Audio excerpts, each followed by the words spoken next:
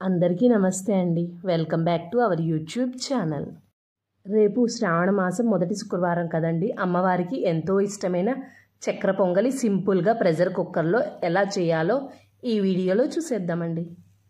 మొదట ఒక బౌల్లో కప్పు బియ్యం, అరకప్పు పెసరపప్పు శుభ్రంగా కడిగి పావుగంట సేపు నానబెట్టాలండి. స్టవ్ మీద కుక్కర్ పెట్టి దాంట్లో 2 స్పూన్ల నెయ్యి వేసి కప్పున్నర బియ్యం పెసరపప్పుకి 3 కప్పులు నీళ్లు తీసుకోవాలి. తర్వాత మనం శుభ్రంగా కడిగిన బియ్యం పెసరపప్పును కూడా వేసి మీడియం ఫ్లేమ్లో 3 విజిల్స్ రానివ్వాలండి. తర్వాత ఒక బౌల్లో మనం బియ్యం పెసరపప్పు 1.5 తీసుకున్నాం కాబట్టి బెల్లం 1/3 తీసుకుంటే సరిపోతుందండి.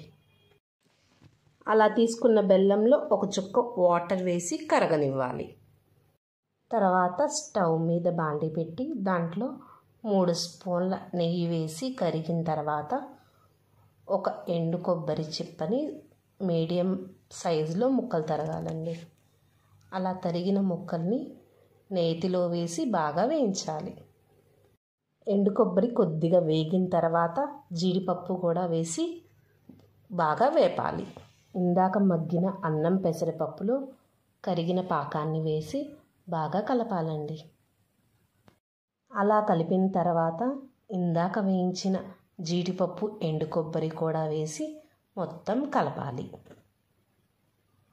కానీ చక్కెర పొంగల్లో ఎంత నెయ్యి వేస్తే అంత రుచి అండి. తర్వాత ఒక స్పూన్ యాలక పొడి, కొద్దిగా ఉప్పు వేసి మొత్తం కలిసేటట్టు కలుపుకోవాలండి. అంతేనండి, ఎంతో రుచికరమైన చక్కెర పొంగలి రెడీ. ఈ వీడియో మీకు నచ్చినట్లయితే please like, share and subscribe our channel అండి.